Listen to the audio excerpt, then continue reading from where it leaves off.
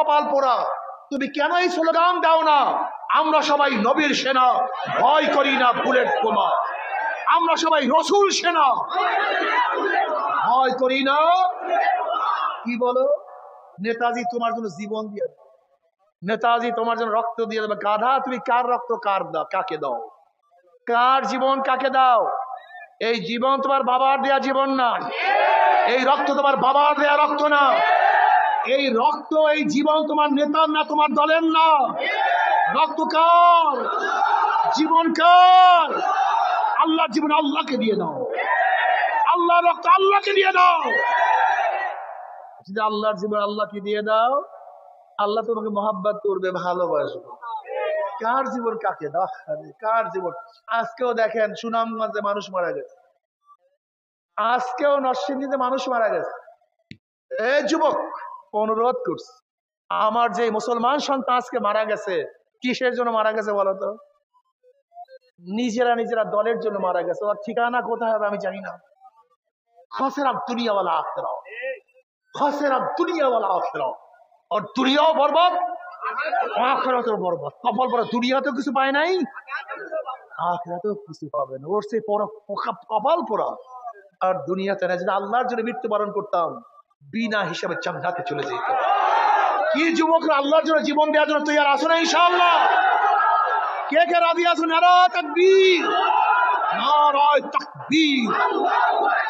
আমরা সবাই রসুল সেনা, আমরা সবাই নবীর সেনা। আমার নেতা তোমার নেতা, নারায়ে তাকবীর। কত মজা,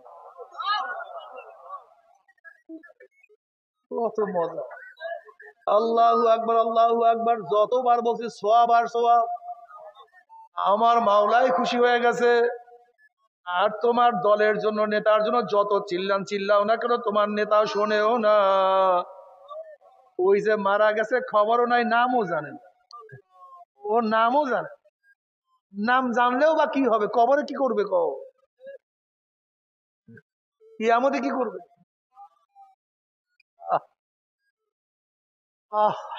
যুবক, বাপ মা কত কষ্ট করিয়া ছোটবেলা তোমাকে আমাকে বলছে। একজন মা তোমাকে আমাকে বড় করার জন্য জীবনটাকে নষ্ট করিয়া ফেলাইছে। আমার মা তোমার জন্য আমার জন্য কত রাত্রে ঘুমায় নাই। আমার মা তোমার জন্য আমার জন্য কত রাত্রে ভিজা জায়গায় শুয়ে আছে। আমার তোমার মা না খাইয়া তোমাকে আমাকে খাওয়াইছে, কত পায়খানা প্রসাব তোমার আমার সাফ করছে। সেই মা বাবার এত কষ্টের সাধনার তোমার জীবনটাকে কোথায় রওনা করছো, কি নিয়ে রওনা করছো, তার জন্য বিলীন করতে আসো। আজকে বাপ মা তোমাকে আমাকে এত সাধনা করছে, বাবার কথা মানো না, মায়ের কথাও মানো না। অত সামান্য স্বার্থের জন্য নেতার পিছনে ঘোরো, দলের পিছনে ঘোরো। অথচ দুনিয়ার থেকে বিদায় হওয়ার পরে নেতারা দুই একদিন তোমার আমার আলোচনা করার পরে তারা সবাই ভুলিয়া যাবে। আসলে দুনিয়া কিছু না,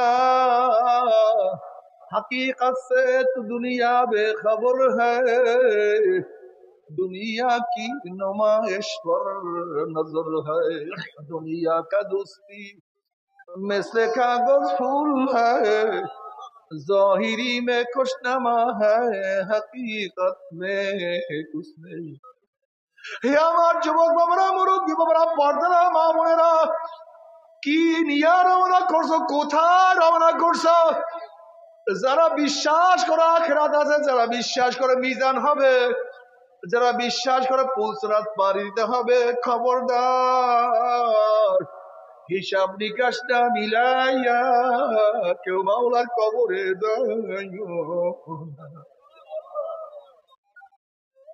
হে নৌকার মাঝি, মেঘনার মতো বিশাল নদী, পদ্মার মতো বিশাল নদী পাড়ি দিতে হবে। বিশাল দরিয়া, বিশাল নদী। ওরে মাঝি, এখন তুমি দরিয়ার কিনারায় আছো, তোমার নৌকা পরীক্ষা করো। নৌকার তকটা কি ভালো না পচিয়া গেছে? দাঁড় বৈঠার অবস্থা কি? তোমার পাল মস্তরের অবস্থা কি? তোমার বাদামের রশির অবস্থা কি? ওরে মাঝি, নদীর মধ্যে বিশাল তুফান, প্রচন্ড গতিতে বাতাস, অনেক বড় ঢেউ। ও মাঝি, যদি তুমি নৌকা পরীক্ষা নিরীক্ষা না করিয়া দুর্বল তক্তার নৌকা, পচা কাপড়, পচা রশি, পচা বৈঠা নিয়ে যদি নদীর মধ্যে পানি জমাইয়া বসো, যখন তুফান তোমার দুই দিক থেকে সুরে বাড়ি মারবে আর বাতাস প্রচন্ড বেগে যখন তোমার বাদামের উপরে চাপ মারবে, যদি পচা রশি হয়, পচা কাপড় হয়, ফারাত ফারাত তোমার বাদামের কাপড় হারিয়ে যাবে, রশি টাস টাস ছিড়িয়া যাবে, বৈঠা ভাঙ্গিয়া যাবে, তোমার তক্তাগুলি আলাদা হয়ে যাবে, তুমি গহীন নদীর মধ্যে ডুবিয়া যাবে, আর তো নামাজি ওই উপরে যাইতে পারবা। ও সারিনিয়া নৌকার মাঝে আব্দুল্লাহ, ও সারিনিয়া নৌকার মাঝে আব্দুর রহিম, ও সারিনিয়া নৌকার মাঝে রহিমা খাতুন, 5টা মহাসমুদ্র, 5টা বড় নদী পাড়ি দিয়ে আমার মাওলার দরবারে হাজির হইতে হবে। মৌয়াত এক সমুদ্র, কবর এক সমুদ্র, কিয়ামত এক সমুদ্র, মিজান এক সমুদ্র, পুসরাত এক সমুদ্র। এই সমুদ্র পাড়ি দিয়া তারপর আমার মাওলার দরবারে যাইতে হবে। এখনো দুনিয়ার মধ্যে আছো, দরিয়ার কিনারায় আছো, দেখো তোমার ইমানের অবস্থা কি, দেখো তোমার আমলের অবস্থা কি, দেখো তোমার ইমানের অবস্থা কি, দেখো তোমার আমলের অবস্থা কি। ইমান মজবুত না পচিয়া গেছে, আমল ঠিক আছে না সব নষ্ট করিয়া ফেলাইছো। তোমার ইমানে এত দুর্বল হয়ে গেছে, তোমার ইমানে এত পচিয়া গেছে, তোমার আমলে এত নষ্ট হয়ে গেছে। ওমর ইবনে খাত্তাব রাদিয়াল্লাহু ফরমান, হাসিবু ক্বাবলা আন তুহাসাবু, তোমার কাছে হিসাব নেওয়ার আগে তুমি তোমার হিসাব নাও। তোমার চোখের অবস্থা কিন্তু গুনার দিকে বেশি তাকাইছো না নেকের দিকে? কান দিয়া কি নেকের আওয়াজ বেশি শুনছো না গুনার আওয়াজ বেশি শুনছো? এই জিব্রা দিয়া কত মিথ্যা বলছো, কত গীবাত, কত শিকার, কত হারাম ভক্ষণ করছো। এই হাত দিয়া কত খুন করছো, কত জুলুম করছো, কত চুরি করছো, কত ডাকাতি করছো, কত মদ পান করছো, কত ইয়াবা, কত গাঁজার কলকি ধরছো। এই হাত দিয়ে অবৈধভাবে কত মহিলার গায়ে হাত লাগাইছো। আল্লাহ, এই পাও দিয়ে কি নেকের দিকে বেশি হাঁটছো না গুনার দিকে বেশি হাঁটছো? গুনা যা করছো তওবা করতে পারছো কি পারো নাই? আমার তওবা যা করছো আমার মাওলায় মাফ করছে কি করে নাই? খবরদার আমার যুবক বাবারা, মুরব্বী বাবারা, আমার বড় লোক বাবারা, ইমাম গজালি রাহমাতুল্লাহ আলাইহি বলেন, ইমাম গজালি রাহমাতুল্লাহ আলাইহি বলেন, গরিবদের তুলনায় বড় লোকদের কবরের শাস্তি 70 গুণ বেশি অনুভব হবে। যখন বড় লোকদের কবরের মধ্যে শাস্তি শুরু হয়ে যাবে আর দুনিয়ার আনন্দ ফুর্তির কথা মনে পড়বে, আমার বিল্ডিং এত দামি ছিল, আমার বিছানা এত দামি ছিল, আমার দস্তারখানে হরেক ডিজাইনের খাদ্য উপস্থিত থাকতো, আমার এত কর্মচারী, এত নৌকার ছিল, আমার এত আনন্দ, এত ফুর্তি, আমার এত সম্মান, আমার এত ইজ্জত ছিল, আমি তো খালি পায়ে জমিনের মধ্যে হাঁটতে পারতাম না, আমি ছোট্ট একটা মশার কামড় সহ্য করতে পারতাম না,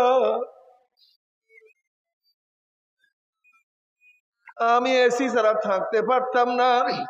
যখন নাফরমানের দুনিয়ার সুখ শান্তির কথা মনে পড়বে, ওইদিকে 99 সাপ কামড় দেওয়া শুরু করবে,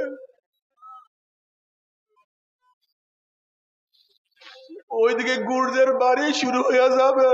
আল্লাহ,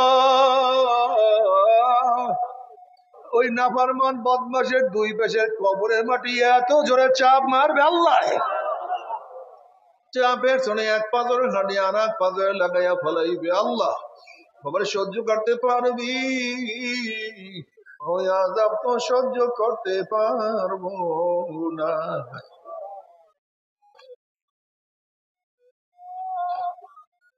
ও আমার গরিব বাবারা, ও আমার পর্দালে গরিব মা বোনেরা, দুনিয়ার সুখ শান্তি কি জিনিস অনুভব করতে পারলা না। দুনিয়াতে সারাদিন কষ্ট করতে করতে রোদ্রে পিঠটাকে কালো বানাইয়া ফেলাইছো। জীবনে কত কষ্ট করছো, আবার কবরে গিয়াও যদি কষ্ট শুরু হইয়া যায়, ওই কবরে গিয়াও যদি গুর্জের বাড়ি শুরু হইয়া যায়, তোমার সে আমার সে বড় বদনসিব আর কেউ হইতে পারে না। ও আমার গরিব বাবারা, কেন ইবাদত করবা না? তুমি কেন নামাজ পড়বা না? তুমি কি জানো এক ওয়াক্ত নামাজ ইচ্ছা করিয়া কাজা করলে 2,88,00,000 জাহান্নামে থাকতে হবে। আল্লাহ আমাদের সবাইকে মাফ করিয়া দাও, আমাদের সবাইকে ক্ষমা করিয়া দাও। নবী আলাইহিস সালাতু ওয়াস সালাম ফরমান, আল ফারকু বাইনাল আবদি ওয়াল কুফরি তারকুস সালাহ। মুমিন এবং বেঈমানের মধ্যে পার্থক্য, মুমিন নামাজ পড়ে, বেঈমানরা নামাজ পড়ে না। মুমিনরা আল্লাহর সামনে দাঁড়ায়, বেঈমানরা আল্লাহর সামনে দাঁড়ায় না। এক কথায় মুমিন নামাজ পড়ে, কাফেররা নামাজ পড়ে না। আজকের থেকে নিয়ত করো রে মন, জীবন যাকার থাক, আজকের থেকে 5 ওয়াক্ত নামাজ আমি আর ছাড়বো না। আল্লাহ আমাদের সবাইকে নামাজ পড়ার তৌফিক দিয়া দাও। আল্লাহ সবাইকে ইবাদত করার তৌফিক দিয়া দাও। ইয়া আল্লাহ তোমার গোলামি করার সবাইকে তৌফিক দিয়া দাও। এরপরে আল্লাহ কিয়ামতের ময়দান কায়েম করবে। আজকে দুনিয়ার মধ্যে তুমি কি দেখো না, বন্যার সময় মা বাচ্চাকে কোলে নিয়ে বন্যার মধ্যে সাঁতার কাটে, যখন দেখে আর মা বাচ্চাকে নিয়ে সাঁতার কাটতে পারে না, অমনি মা বাচ্চাকে ছাড়িয়ে দেয়।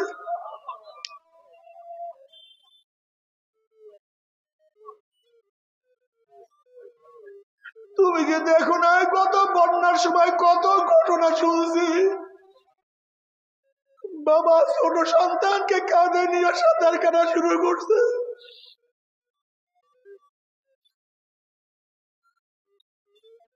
যখন দেখে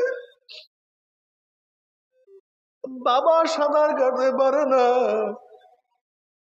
নিজেও মারা যাবে, অমনি নিজের সন্তান কাছে ছাড়িয়ে দেয়।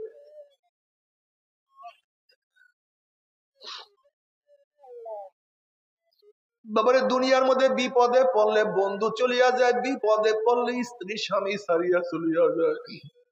দুনিয়ার বিপদে পড়লে স্বামী স্ত্রীকে ত্যাগ করিয়া দেয়। দুনিয়ার বিপদে পড়লে বাবা ছেলেকে, ছেলে বাবাকে ছাড়িয়া দেয়। ঠিক কিয়ামতের ময়দানের কথা আল্লাহ পাক কালামে পাকের মধ্যে ফরমান, ইয়াউমা ইয়াফিরুল মারউ মিন আখিহি ওয়া উম্মিহি ওয়া আবিহি ওয়া সাহিবাতিহি ওয়া বানি। যেই কিয়ামতের ময়দানে আপন ভাই ভাইয়ের পরিচয় দেবে না, বাবা ছেলেকে উপকার করবে না, ছেলেও বাবাকে উপকার করবে না, মা সন্তানকে সাহায্য করবে না, সন্তান মাকে সাহায্য করবে না, বন্ধু বান্ধব লাপাত্তা হইয়া যাবে, নেতারা সব হারাইয়া যাবে। ওয়াকুলু ইব্রাহিম খলিলুল্লাহি নাফসি নাফসি, মুসা কালিমুল্লাহি নাফসি নাফসি, ঈসা রূহুল্লাহি নাফসি নাফসি। সমস্ত নবীরা বলবে, মাওলা আমাকে বাঁচাও, আমাকে বাঁচাও, আমাকে বাঁচাও। নবীদের স্ত্রীর কথা নবীরা ভুলিয়া যাবে, নবীদের ছেলেদের কথা অন্যান্য নবীরা ভুলিয়া যাবে, অন্যান্য নবীরা তাদের উম্মতের কথা ভুলিয়া যাবে, সবাই নিজেকে নিয়ে ব্যস্ত হইয়া যাবে। এই মুহূর্তে তোমার আমার নবী জনাব মুহাম্মদ রাসূলুল্লাহ সাল্লাল্লাহু আলাইহি ওয়াসাল্লাম সিজদায় পড়িয়া বলবে, মাওলা তোমার ইজ্জত ও জালালের কসম খেয়ে বলতে আছি, ওই জাহান্নাম যেমন একটা উম্মতকেও খাইয়া ফেলায়, আমি কিন্তু তোমার হাবিব জান্নাতের মধ্যে ঢুকবো না। ও কপাল পোড়ার দলেরা, যে আল্লাহর হাবিব কঠিন মুহূর্তে তোমাকে আমাকে ভুলবে না, সেই আল্লাহর হাবিবকে কেন নেতা মানো না? সেই আল্লাহর হাবিবের আদর্শ নীতি কেন ভালো লাগে না? তোমার সে আমার সে বড় কপাল পোড়ার কেউ হইতে পারে না। শুধু একজন ব্যক্তি বলবে রব্বি হাবলি উম্মতি, রব্বি হাবলি উম্মতি, রব্বি হাবলি উম্মতি। মাওলা আমার উম্মতের উপায় কি? উম্মতের উপায় কি? উম্মতের উপায় কি? আমার উম্মত, আমার উম্মত, আমার উম্মত। আল্লাহ নবী আলাইহিস সালাতু ওয়াস সালাম দোয়া কবুল করে আল্লাহ পাক বলবে, যাও জিবরাইল আমার হাবিবের কাছে পানিটুকু নিয়ে দিয়ে আসো। নবী আলাইহিস সালাতু ওয়াস সালাম যখন এই পানি জাহান্নামের গায়ে ছিটা মারবে, জাহান্নাম ক্যাত ক্যাত ক্যাত ক্যাত করে পিছনে সরিয়া যাবে। আল্লাহর হাবিব বলবেন, মাওলা রে, যে জাহান্নামকে লক্ষ লক্ষ ফেরেশতারা ধরিয়া রাখতে পারে না, আবার কোন কুদরতি পানি, কোন আশ্চর্য পানি, যেই পানি মারার সাথে সাথে জাহান্নাম পিছনে সরিয়া গেল। আল্লাহ পাক ডাকলেন, হাবিব গো, এই পানি কোন আশ্চর্য পানি না, কোন কুদরতি পানি না, এই পানি হলো তোমার গুনাহগার উম্মতের চোখের পানি। আমার হাবিব আর আল্লাহর হাবিব আলাইহিস সালাতু ফরমান, এ আমার উম্মত কান্দো কান্দো কান্দো, কান্না না আসলে মুখটাকে বেকা তেরা করিয়া বলো, মাওলা রে, মাওলা রে, মাওলা রে, ও আমার মালিক, আমার মালিক।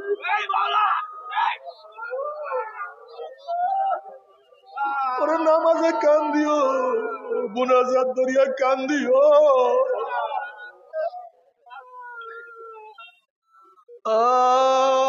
আইনা ইয়া আল্লাহ তাবকিয়ানে আলা যানবি, আইনা ইয়া আল্লাহ তাবকিয়ানে আলা যানবি, তানাসারা উমরি মিয়াদি ওয়ালা আদরি। আফসোস আমার চক্ষু, ও আমার চক্ষু, তুই আমার গুনার কথা স্মরণ করিয়া কেন কান্দো না? এত গুনাহ করলাম, ওরে এত নামাজ কাজা করলাম, এত রোজা সারলাম, এত মদ পান করলাম, এত গাঁজা সেবন করলাম, এত অবৈধ কাজ করলাম, এত বিপর্দা জেনার মধ্যে লিপ্ত হইলাম, এত সুদ, এত ঘুষ গ্রহণ করলাম, এত মিথ্যা গিবা শিকায়ত করলাম, গুনার গুনা। ওরে চক্ষু দিয়ে আমার গুনার কথা স্মরণ করিয়া কেন কান্দো না? অথচ আমার সামনে আমার দাড়ি পাকিয়া গেল, আমার সামনে আমার চুল পাকিয়া গেল, আমার সামনে আমার চোখের পাওয়ার কমিয়া গেল, আমার সামনে আমার হাতের বল, হাতের শক্তি, পার শক্তি, হাঁটুর শক্তি, শরীরের শক্তি সব দুর্বল হইয়া গেল, কিন্তু কোনো কিছু হিসাব মিলাইতে পারলাম না।